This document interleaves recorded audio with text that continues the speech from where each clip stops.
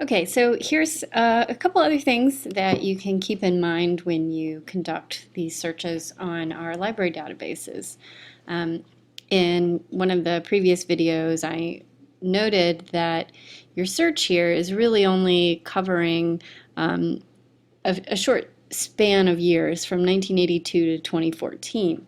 And I tried to change this. Watch what happens. I want to search from 1954. Look what happens.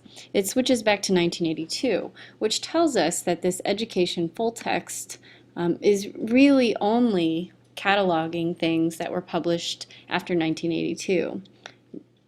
What you get in your search results will then only be limited to those years. And that's fine, right? Because nothing relevant about privacy has been published prior to 1982. Not exactly, right? So we need to go back and try some other databases. I'm going to look at JSTOR because it is multidisciplinary, and in this case, the issue of privacy pretty much transcends all academic disciplines. So what does JSTOR offer that the EBSCO education full text does not? Well, a couple things, and I'll talk about them here and in class. I usually do the advanced search, and here are a couple important caveats. First of all, by default, this button, include only content I can access.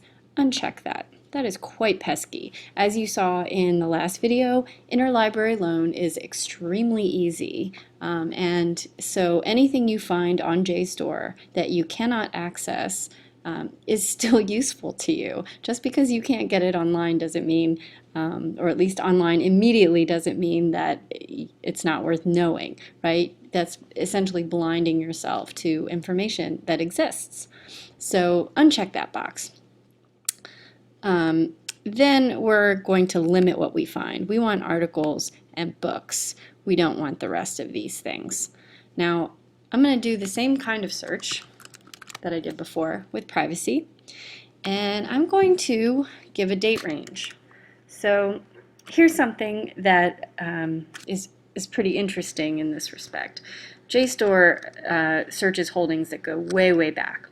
Now, if I was interested in thinking about privacy, not just as an internet issue, but as a basic issue, I'm going to search for things that have been written on privacy before the introduction of the internet. So I might try something like 1942. I'll say sort of post-war kind of thinking about privacy. So I'll go from 1942 to maybe 1980. So that's going to limit what I find to these years. Still a narrow span of years. So I'm going to click on search, see what comes up. Now notice here, because JSTOR searches quite a number of journals, we have 16,091 search results. And this is useful. You can organize it by relevance, that is what sort of matches your search terms best. In this case, since I only have one search term, the relevance isn't exactly right. But you notice you can click on oldest. So this will give me the sort of earliest stuff in my date range. Now, what are people interested in about privacy before there were things like Facebook to worry about?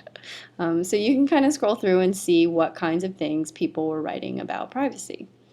And a lot of different stuff, but fascinating stuff, right?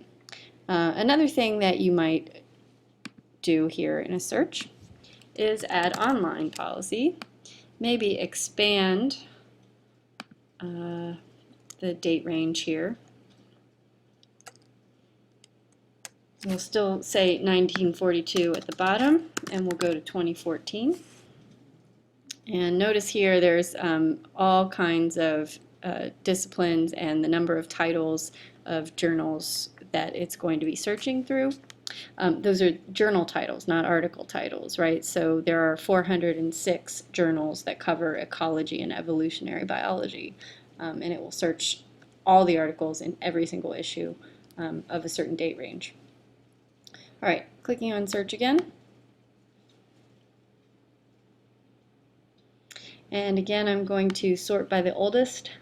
So if I want to keep scrolling through here, I might find basically when people are starting to use the word privacy and online in the same publications. Now, of course, online doesn't exactly mean quite what it means now in 1968, but worth sort of probing the relationship there.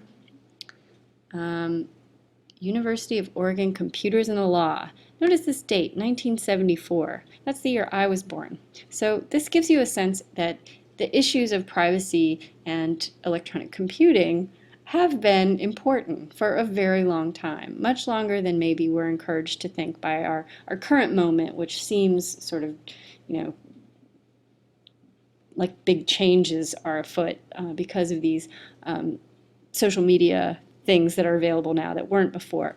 But we can tell from just even the search that these are issues people have been kind of working through for a long time. The privacy issue, computerized, right? So as long as there have been computers, privacy has been a concern. And we are faced with quite a number of articles that were written even before 1980, which gives you a sense of the limitations of what you're seeing here, right?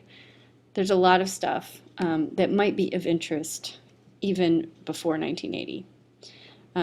Notice also we have different media coming in. Here, something about television. You also have different contexts, right? You have university context, workplace context. A lot of these are about workplace issues. And this is only page 1 of 374 records. So it's true that often when you do searches, you're going to have something very specific in mind, and nobody wants to come through 374 pages of references. But if you're just starting out, sometimes it's actually kind of fun to just see what's there, see what people have written on. The other thing is it gives you a wide sense of the academic disciplines that are looking at similar issues from different perspectives. So this here, the Audit Trail System Support and Advanced Computer-Based Accounting Systems, this is in a journal called the Accounting Review. Look at the journal right below it, the Journal of Sex Research. So all of these things are about privacy. Are they very different? Absolutely. We have something in the Public Historian, MIS, that's quarterly, and that's Management Information Systems, I believe. American Libraries, interfaces, so quite a number of different things. JSTOR is really good about having a lot of stuff. So you have to be really good at modifying your search and making it more and more specific once you find the kind of thing you're interested in. Now, one way of doing this is when you do run a search like this that's very broad and you find something that is really what you want, sort of on the nose, this is exactly what I'm interested in, when you get to that item, for every item there's going to be a way to sort of focus in on that subject. So this right here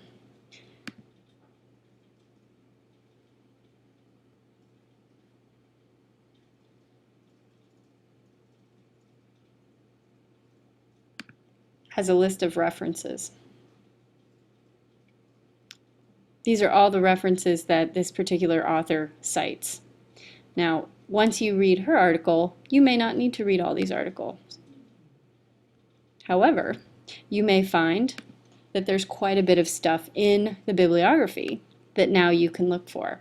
So this, for instance, you're not going to find this on an academic database, Privacy Online, a report to Congress from 1998.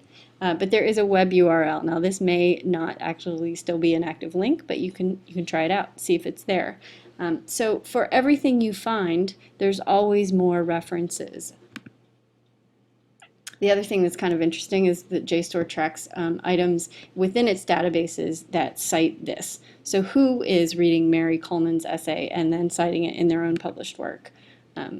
That's a really interesting thing as well, and can give you a good sense of more research that's been done that builds on what this particular article does or has some kind of relationship with it.